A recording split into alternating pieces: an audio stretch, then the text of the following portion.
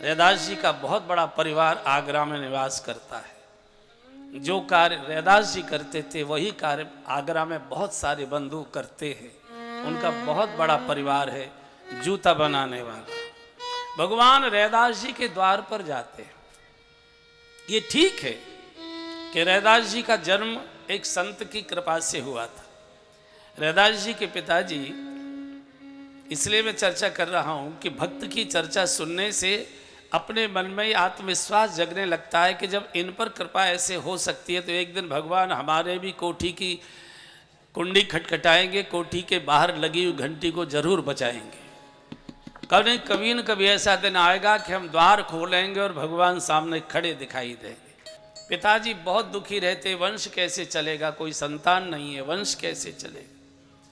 किसी ने कह दिया कि रामानंदाचार्य जी उस समय काशी में निवास करते थे, अगर उनका आशीर्वाद मिल जाए, उनका दर्शन हो जाए और वो कोई प्रसाद आपको दे दें तो आपके संतान हो सकती है। ये उस काल की बात है जब हरिजन गिरिजन अछूतों को घंटी लेकर चलना पड़ता था। वो घंटी बजाते हुए चलते थे कि कोई सवर्ण, कोई स्नान किए हुए महाराज जी, कोई बड़े सेठ जी कहीं सड़क वो घर से बाहर गली में ना आ रहे हो, कहीं मेरी छाया न पड़ जाए, वो अपवित्र हो जाएंगे, तो वो घंटी बजाते हुए चलते थे। ये उस समय की हमारे देश की प्रथा थी। आप कल्पना करिए, उनको सीधे सीधे गलियों में चलने का अधिकार भी नहीं था। तो हमारी तो छाया भी स्वीकार नहीं होगी, हमको जाने कौन देगा, हमारा प्रसाद वहां तक कैसे पहुंचेगा और हमको उनका प्रसाद कैसे मिलेगा।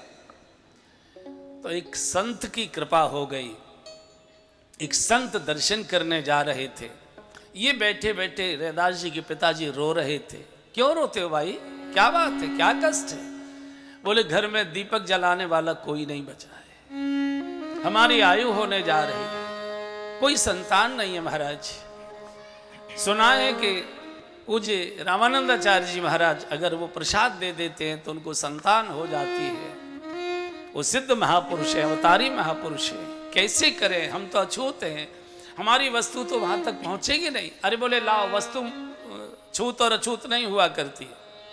फल सभी छोटी जाति के लोग बोते, सब्जियां सभी छोटी जाति के लोग बोया करते, वही बेचा करते और बड़े बड़े मंदिरों में भी वो सब्जी और फल जाया करते। लाओ लाओ, ये चीजें भगवान की बनाई, कोई चीज अपवित्र नहीं होती, मुझे दो। क्या है तुम्हारे पास? बोले 2 सेब हैं, अगर ये वहां उनके चरणों तक पहुंच जाए तो महाराज पहुंचा दीजिए। ये 2 सेब लेकर गए। इन्होंने प्रणाम किया रामानंदाचार्य जी को और 2 सेब चरणों में रखे, जैसे महात्माओं के सामने केले आदि फल रखे जाते हैं और महात्मा उसमें से एक आधा प्रसाद के रूप में आपको देता। तो इन्होंने 2 सेब रखे चरणों में, 1 सेब इनको दे दिया। महाराज को तो मालूम नहीं था कि कहाँ जा रहा है। उस सेब को लाकर दिया। रैदास जी के पिताजी ने वो अपनी पत्नी को दिया। इस स्वामी जी का प्रसाद सौभाग्य से मिला, एक संत की कृपा से, और संतों की कृपा बड़े भाग्य से ही मिलती है। बिनु हरि कृपा मिले नहीं संता। ये प्रसाद पाओ। प्रसाद पाया, गर्भवती हो गई और समय पाकर एक बच्चे का जन्म हुआ। रैदास नाम रखा गया। लेकिन बालक को गत जन्म का यह भान था कि मैं गत जन्म में ब्राह्मण था और भजनानंदी था और मैं इस जूता गांठने वाले, मैं इनका दूध कैसे पीऊं?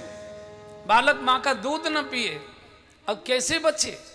रोता रहे, भूखा प्यासा, 3-4 दिन हो गए, हाहाकार मच गया, बालक दूध नहीं पीता है, क्या करे? यही बात आई कि कैसे ही ये रामानंदाचार्य जी के पास बात पहुंच जाए कि आपके प्रसाद से बालक एक जन्मा है लेकिन वो दूध नहीं पीता। तो रामानंदाचार्य जी को जब किसी के द्वारा समाचार दिया गया, उन्होंने ध्यान से देखा, ओह ये तो अवतारी महापुरुष है, ये तो भविष्य में भगवान का गुणगान करेगा। ऐसी लिखित घटनाएं हैं, ये लिखित शास्त्रों की घटना है। रामानंदाचार्य जी महाराज जब दर्शन देते थे तो पर्दे के भीतर दर्शन देते थे, पर्दे के बाहर से ही उनको लोग प्रणाम किया करते थे। लेकिन आज एक चमड़े के कार्य करने वाले के घर में जो बच्चा पैदा हुआ है उसका दर्शन करने के लिए महाराज रामानंदाचार्य जी स्वयं चल कर आए और चर्मकारों की बस्ती में रैदास जी के घर पर आए और उसके सिर पर हाथ रखा। बोले अब ये दूध पीने लगेगा, ये भगवत गुणगान करेगा, महापुरुष बनेगा। पूरे के पूरे काशी के विद्वत समाज में, ब्राह्मण समाज में, संत समाज में हाहाकार मच गया। रामानंदाचार्य जी चर्मकारों की बस्ती में चले गए, छोटे लोगों की बस्ती में चले गए। छोटा व्यक्ति नहीं होता, छोटा आचरण होता है। आचरण से अगर कोई बड़ा है और घर में छोटा है, जाति में छोटा है, वो महान होता है। और महान लगभग लगभग उसी प्रकार के लोग हुए, बड़े होने लगे। सत्संग के संस्कार पीछे से आ रहे थे। इधर रामानंदाचार्य जी का प्रसाद था तो वैसे ही भगवत कृपा से जन्मे हैं, तो सत्संग का भाव प्रकट होने लगा। धीरे धीरे वहाँ सत्संग होता था, कथाएं कीर्तन होता था, ये जाने आने लगे। और जो बालक सत्संग में ज़्यादा जाने आने लगता है, सबसे ज़्यादा चिंता उसके माता पिता को होती है। बालक क्लब में जाने लगे, दोस्तों में जाने लगे, पार्कों में खेलने जाने लगे, इधर उधर घूमने जाने लगे, माता पिता को बहुत ज़्यादा परेशानी नहीं होती। बालक अगर हमारा सत्संग में जाने लगता है तो माता पिता चिंतित हो जाते कि बाबा जी न हो जाए, कहीं साधु न हो जाए। आप क्लबों में जाकर, पार्कों में जाकर बिगड़ जाइए, माता पिता को स्वीकार है, संतोष है। लेकिन अगर सत्संग में ज्यादा जाओगे तो भय लगता है कहीं साधु होकर न चला जाए। और साधुओं के हम नाक रगड़ते रहेंगे और अपने घर का बालक साधु बनता है तो हाहाकार करते, रोते, चार रिश्तेदार बुलाते, इसे समझाओ, इसे समझाओ, इसे समझाओ, इसे समझाओ। और माता पिता के पास एक ही धगना है, एक ही बेड़ी है, एक ही फंदा है कि इसकी शादी कर दो। उस समय छोटी आयु में शादी होती भी थी और इनकी शादी कर दी।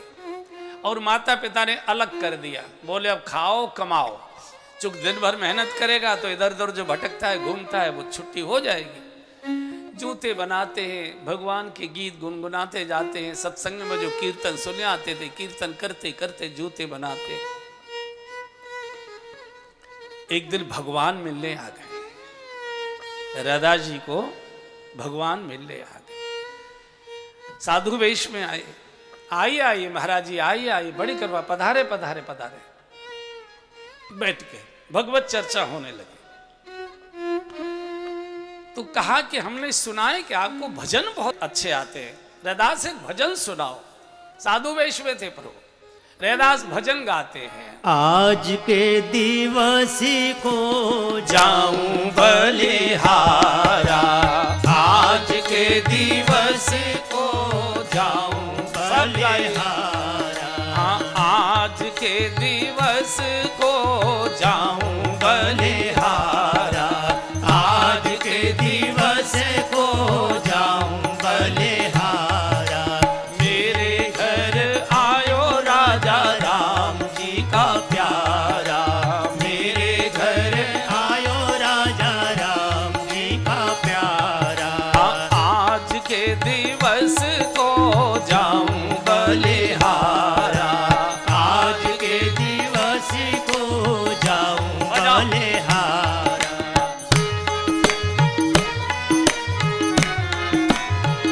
अरे आज का दिवस तो बलिहार का है, आपको कथा सुनने को मिल रही है। ओ आज के दिवस को जाऊं बलिहारा, आज के दिवस को जाऊं बलिहारा। मेरे घर आयो राजा राम जी का प्यारा, मेरे घर आयो राजा राम जी का प्यारा। करो दंडवत चरण पखारूं, करूं दंडवत चरण पखारूं,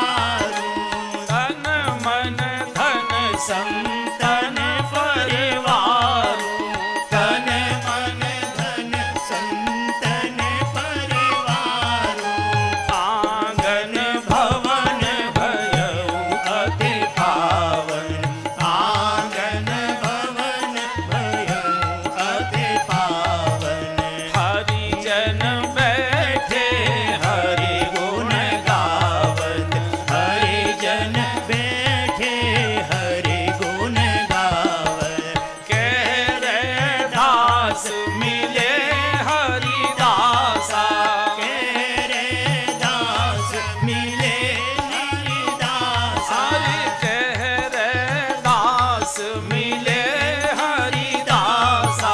तेरे दास मिले हरिदासा जन्म जन्म की पूरी आशा जन्म जन्म की पूरी आशा हरे राम राम राम हरे हरे राम राम राम हरे हरे कृष्णा कृष्णा कृष्णा हरे कृष्णा कृष्णा कृष्णा हरे हरे राम राम राम हरे राम राम हरे हरे कृष्णा कृष्णा कृष्णा हरे कृष्णा कृष्णा कृष्णा हरे हरे राम राम राम हरे राम राम हरे हरे कृष्णा कृष्णा हरे कृष्णा कृष्णा हरे आज के दिवस को जाऊं बलिहारा आज के दिवस को जाऊं बलिहारा आज घर आयो राजा राम जी का प्यारा मेरे घर आयो राजा राम जी का प्यारा। इतने भाव विभोर हो गए। भगवान तो भगवान है, चाहे वो जिस वेश में हो, ना जाने किस वेश में बाबा मिल जाए भगवान। रोमांचित हो गए रैदास, रोमांचित हो गए। भजन गाया, आज मेरा जीवन, मेरा घर, मेरा आंगन, मेरा समय ये धन्य धन्य हो गया। आंगन भवन भयउ अति पावन, हरिजन बैठे हरि गुण गावन। झूम रहे भगवान। 1 बज गया, पंगत का समय निकल गया। रैदास जी को चिंता हो गई, अब तो आपको कोई पंगत भी नहीं मिलेगी। 11:30 बजे महात्माओं की पंगत हो जाती है, आज तो आपको भूखा रहना पड़ेगा। बोले कोई बात नहीं, कभी कभी ऐसा चलता है। बोले आप हमारे यहाँ का तो प्रसाद पाओगे नहीं, क्योंकि हम तो छोटी जाति के हैं, तो हमारे हाथ का छुआ तो आप भोजन नहीं कर पाएंगे। बाकी तो भोजन घर में तैयार हो रहा है इस समय। तो आप ऐसा करो, ये सूखा दाल चावल आटा ये आलू वगैरह ले जाओ, गंगा जी के किनारे बाटी सेक कर और कर लेना। आज मेरे कारण आज आपकी दोपहर की पंगत भी नहीं हो पाई। बोले नहीं, हम चौका चूल्हे में नहीं, हम सब छोड़ चुके हैं। हम तो आज तुम्हारे घर का ही बना हुआ प्रसाद, तुम्हारी श्रीमती जी मैंने सुना है कि कढ़ी पकौड़ी बहुत अच्छी बनाती है, आज हम तुम्हारे पत्नी के। अरे महाराज, साधु पंक्ति में भी नहीं बैठने देंगे आपको, पंक्ति से बाहर निकाल देंगे। हम छोटी जाति के अछूत हैं, चर्मकार हैं, चमड़े का काम करते, हमारी तो छाया भी स्वीकार नहीं। बोले हमको किसी जाति पाति से लेना देना नहीं, काऊ की बेटी से बेटा न ब्याहनो, मांग के खैबो मजीद में सोएबो, लेबो को एक न देवे को दूध। ऐसा तुलसीदास की रहीमदास जी से मित्रता हो गई थी, तो कभी सत्संग करते करते करते करते वो रात्रि को मस्जिद में ही सो जाते थे रहीमदास जी के साथ। तो लोगों में चर्चा हो गई, ये हिंदुओं का तो वेश बनाए हुए ये मुसलमान हो चुका है। तो लोगों ने तुलसीदास जी से कहा, बोले हमको इस पर कोई फर्क नहीं पड़ता है, काऊ की बेटी सो बेटा न ब्याहनो, काऊ की जात बिगाड़ न सो। हमको कोई बेटा बेटी तो ब्याने नहीं है कि जात पात और ये करेंगे। मांगे के खाएबो मस्जिद में सोबो, लेबो को एक न देव। तो कहा तो ठीक है बनवा, भोजन बना, बहुत सुंदर आज भोग लगाए प्रभु ने प्रसाद।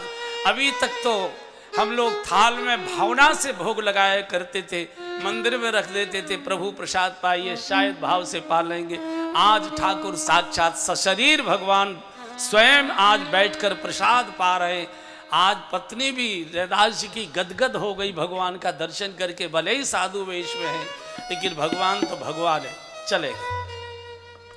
भगवान को लगा कि रैदास जी क्या साधु महात्मा बहुत आते हैं और सत्संग ज़्यादा करते, घर गुजारा चलाने लायक भी इनका इतने जूते बना नहीं पाते, और इतना साधुओं को खिलाना पिलाना फल वगैरह देना बड़ी मुश्किल, कैसे गुजारा करेंगे। तो भगवान रात्रि को एक लीला करने लगे। रैदास जी की चारपाई के तकिया के नीचे 5 सोने की मोहरें रोज रख दिया करें। जब ये अपना अपना बिस्तर झाड़े तो उसमें 5 सोने की मोहरें निकलें। इनको लगा कि कोई भूत लग गया है, कोई टोटका कर रहा है, ये कैसे हो रहा है। और बिना मांगे बिना मेहनत के ये सोने की मोहरें, ये तो कलयुग का वास है इसमें। तो चिमटी से उठाएं और गंगा जी में डाले आए। हमको कई बार लगता है हम न हुए, हम तो भीतर वाली अंटी में ही रख लेते उसको, हम तो भीतर की अंटी में ही रख लेते। एक दिन स्वप्न में भगवान ने कहा, रैदास ये जिद मत करो, साधु सेवा करो, ये मेरी आज्ञा है, मैं स्वयं क्रिया को कर रहा हूं। जब भगवान की आज्ञा हो गई तो फिर रैदास जी ने शीश झुकाकर स्वीकार कर लिया। एक सत्संग भवन बनवाया, सत्संग की धूम और मचने लगी। चूंकि ये घटना हो गई तो रैदास जी का और व्यक्तित्व निखर गया, आभा और ज्यादा प्रकट हो गई। पूरी काशी में रैदास जी का दर्शन करने बड़े बड़े महात्मा आने लगे, बड़े बड़े राजे महाराजे आने लगे। तो वहाँ के जो पुजारी आदिक थे, तीर्थों में जो पुजारी लोग होते, पंडे आदिक जो होते हैं, वो होते तो महान हैं, भगवान का दर्शन कराते हैं, मार्गदर्शन करते हैं भजन का, लेकिन कई बार थोड़ी क्रूरता भी आ जाती है। और वहाँ एक चर्चा हो गई, काशी नरेश के पास एक शिकायती पत्र भेजा कि ये जो छोटी जाति का है, चर्मकार है ये, और सब साधु ब्राह्मणों से पैर छुलवाता है, वहाँ कीर्तन करता है, उपदेश करता है, भाषण देता है, कथा करता है, ये काशी में अन्याय हो रहा है महाराज, आप काशी नरेश हैं, इसको मना करिए। काशी नरेश ने कहा कि ऐसे तो किसी को भजन करने से मना नहीं किया जा सकता। अगर उसके ठाकुर जी उसकी बात मानते हैं तो मानने दीजिए, आपके ठाकुर जी आपकी बात माने तो आप अपना करिए। बोले अच्छा क्या करें? बोले आप अपने ठाकुर जी को लेकर आइए, उनके भी ठाकुर जी को मैं बुलवाता हूँ, जिसकी ठाकुर जी सुनता होगा उसी की हम लोग पूजा करने लग जाएंगे। आज काशी की विद्युत परिषद का बहुत बड़ा सम्मेलन काशी नरेश के महल में हुआ, ये देखने के लिए कि रैदास के ठाकुर, ये चर्चा हो गई थी कि रैदास के ठाकुर जी साक्षात प्रसाद पा लेते हैं, साक्षात भोग लगा लेते हैं। तो इसके कारण से काशी में बड़ी हलचल थी। ब्राह्मण अपने ठाकुर जी लेकर आए, रैदास जी अपने ठाकुर जी को लेकर आए, सिंहासन पर दोनों को पधरा दिया गया। पहले ब्राह्मणों ने अपने ठाकुर जी को पुकारा, पूरा का पूरा विष्णु सहस्र नाम का सस्वर उच्च स्वर से पाठ किया गया। मूर्ति टस से मस नहीं हुई, मूर्ति टस से मस नहीं हुई। अब ये कहा गया कि रैदास अब तुम अपने ठाकुर जी को बुलाओ। अगर तुम्हारे ठाकुर जी नहीं आए, अगर ठाकुर जी हैं तुम्हारे और तुमसे बात करते हैं तो तुम्हारी पुकार सुनकर आएंगे, और अगर नहीं आए तो फांसी का फंदा समझ लो ये लटका हुआ है। पर ब्राह्मण को तो मालूम था, पुजारियों को मालूम था कि मूर्ति की आती थोड़ा ही, जब हमारी नहीं आई इतने पाठ से तो इनकी क्या आएगी। और रैदास जी के ठाकुर जी विराजमान थे। रैदास जी ने पुकार शुरू की, हे हरि आवहु बेगी हमारे, हे हरि आवहु बेगी रोते जा रहे हमारे, हे हरि आवहु बेगी हमारे, हे हरि जैसे आए द्रुपद सुता के, जैसे आए द्रौपदी के लिए जैसे सुता के, जैसे आए द्रुपद सुता के, जैसे आए द्रुपद सुता के, गज के काज समाए, हे हरे गज के काज समाए, हे हरे आवहु बेगी हमारे, हे हरे आवहु बेगी हमारे, हे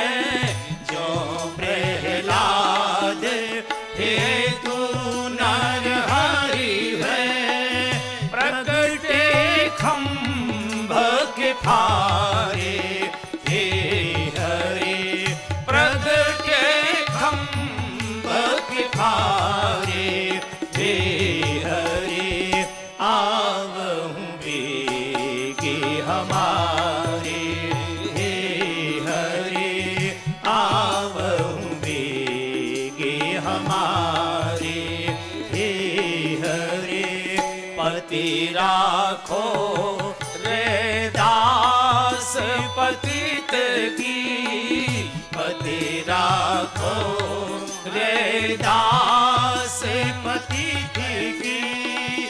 दशरथ राज दुलारे हे हरे, दशरथ राज दुलारे हे हरे। आवहु बेगे हमारे हे हरे, आवहु बेगे, आवहु बेगे, आवहु बेगे हमारे हे हरे। हाथ उठाकर रैदास पुकारते प्रभु, जैसे द्रौपदी के लिए आप भरी सभा में प्रकट हुए थे, जैसे प्रहलाद को बचाने के लिए आप खम्भ से प्रकट हुए, आज रैदास के प्राण जा रहे हैं, प्रभु रक्षा करो। और जैसे ही बोला अंतिम पंक्ति कि पति राखो रैदास पतित की, दशरथ राज दुलारे। दूर सिंहासन पर छोटी सी मूर्ति रखी थी, मूर्ति उछली और कूद कर जाकर रैदास जी की गोद में बैठ गई। इस कलयुग की ये एकमेव अलौकिक घटना है कि पत्थर की मूर्ति उछलती है और रैदास जी की गोद में आकर बैठ जाती है। जय जयकार हुआ। ब्राह्मण वर्ग ने भी एक बार को नमन किया, महाराज ने साष्टांग प्रणाम किया है। यार उस काल की बात बता रहा हूं, 450-500 वर्ष की, जब छोटी जाति के लोगों को कितनी पीड़ाएं सहनी पड़ती थी। सबके समक्ष महाराज काशी नरेश, जो स्वयं शंकर जी के अवतार माने जाते हैं, उन्होंने साष्टांग प्रणाम किया है। रैदास जी के दोनों पैरों को सिर पर रखा है, मुझे दीक्षा दीजिए, आज से मैं आपका शिष्य हो गया, आप मेरे गुरु हो गए। इसका परिणाम ये हुआ कि रैदास जी की बहुत ख्याति बढ़ गई।